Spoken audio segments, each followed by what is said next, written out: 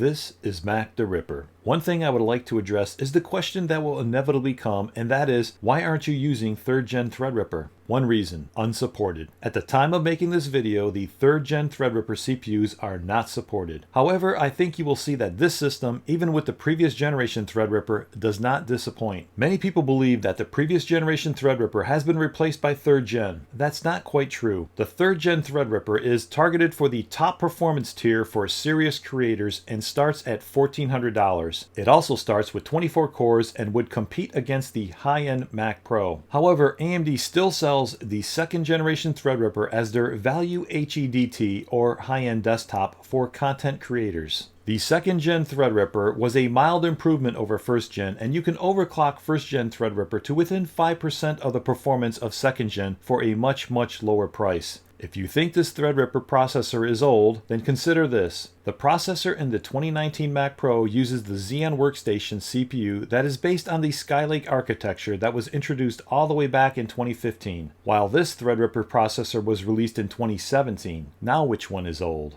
My original plan was to get the 1st Gen Threadripper with 8 cores to directly compare with the 8-core Mac Pro. However, Amazon had the 12-core version for just $21 more, and I could not resist. I was intrigued with the idea of a 12-core value-oriented high-end desktop and thought that this could be the perfect processor for an entry-level workstation. So Mac the Ripper uses the AMD Threadripper 1920X processor. To be honest, I was just as excited for the unboxing experience of this 1st Gen Threadripper. While the Intel Octagon package for the i9 9900K used in Big Mac is unique, it's still not as special as the Threadripper packaging. AMD really went out of their way to make the purchase of Threadripper feel different and special. The Threadripper socket is big. I mean server CPU size big. It is similar in size to the Xeon CPU in the new Mac Pro. The CPU socket has a unique arrangement that requires 3 fasteners to secure it in the socket, and they even provide a torque wrench in the packaging so you don't overclamp the CPU in the socket.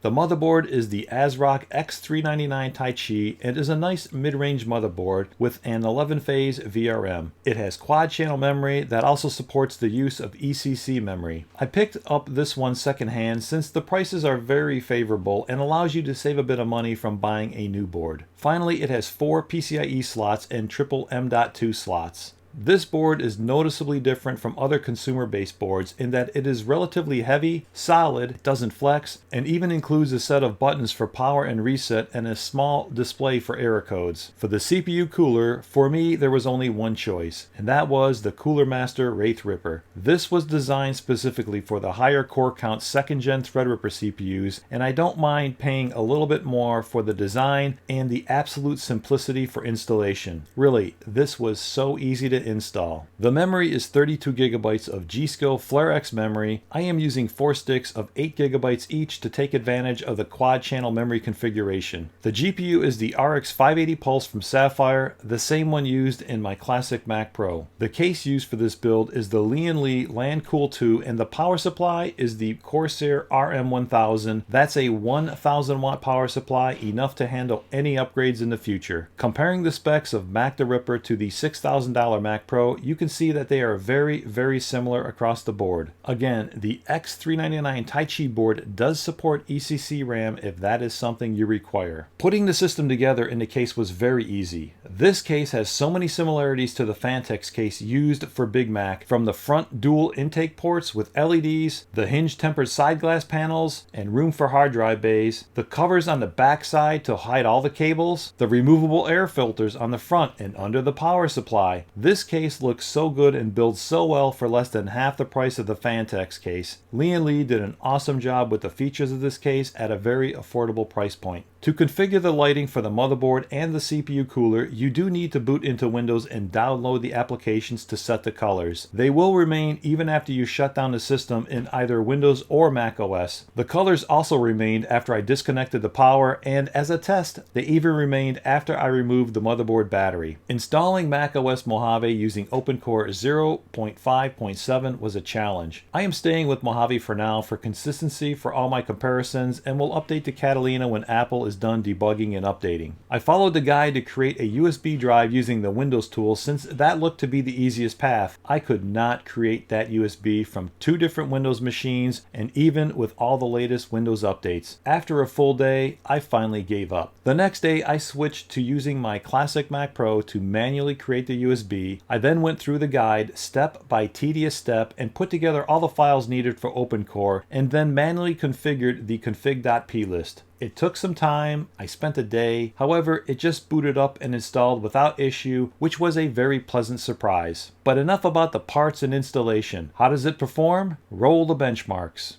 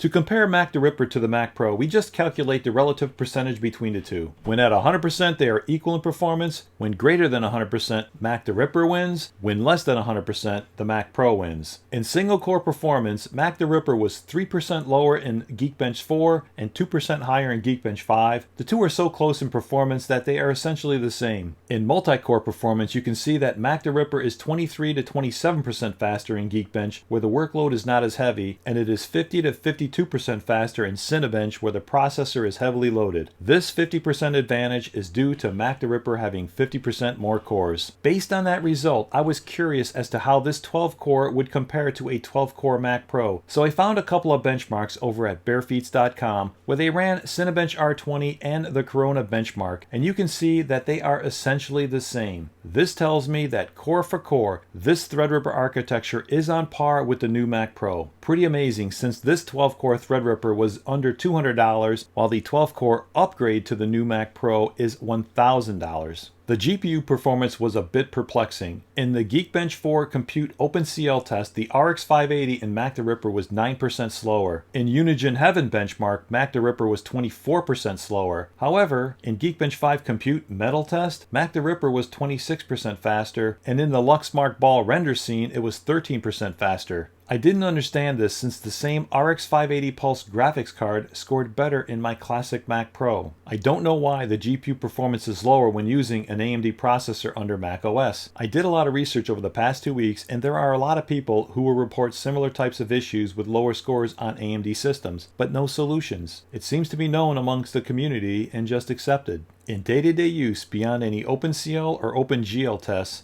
I didn't notice any slower performance of this RX 580 compared to using it in the classic Mac Pro or Big Mac. I did download VideoProc and verified the hardware acceleration is enabled for H.264 and H.265. The SSD transfer rates are similar to the Mac Pro and as expected for a Samsung Evo NVMe drive. Using Final Cut Pro, I exported my 11-minute Part 5 The Build at 4K 24 frames per second to H.264 on both MacThreadripper and Big Mac. MacThreadripper completed it in 8 minutes and 33 seconds, while Big Mac was 11 seconds faster at 8 minutes 22 seconds. I am not sure why MacThreadripper was just a bit slower, but it was consistent in all 3 separate exports. Based on the feedback from the build video, I ran a Logic Pro X benchmark to find out how many tracks I can run over a 10-minute period, as that is more than enough to thermally saturate the air-cooled CPU. For MacThreadripper, with its 12 cores and 24 threads, I was able to get 181 tracks to play. For Big Mac, with its 8 cores and 16 threads, I was able to run 145 tracks. Finally, for my Mac Mini with its 6 cores and 12 threads, I was able to run 90 tracks. How quiet is this machine? Not very quiet. The 3 fans that come stock with the Lian case are rather audible, and I will be replacing them in the future with some Noctua fans for a quieter experience. The CPU cooler during renders could not be heard over these case fans. Overall, I am really surprised as to how well this system works as a Mac. The 12 cores and 24 threads of this Threadripper ensures that in my typical workday, this system never slows down no matter how many programs I have open and running. The out-of-the-box experience has been better than I thought it would be, and I should be able to get more performance with a little bit of overclocking. However, I am really happy with the performance. Based on the effort needed to put this together, it seems it would be trivial for Apple to create a desktop Mac based on this Threadripper CPU. In fact, we could have had this level of performance in a Mac Pro back in 2017. What a lost opportunity. Let me know if you would like to see Apple build a Threadripper based Mac by typing Threadripper in the comments below. Like it if you learned something, share this video, subscribe for more.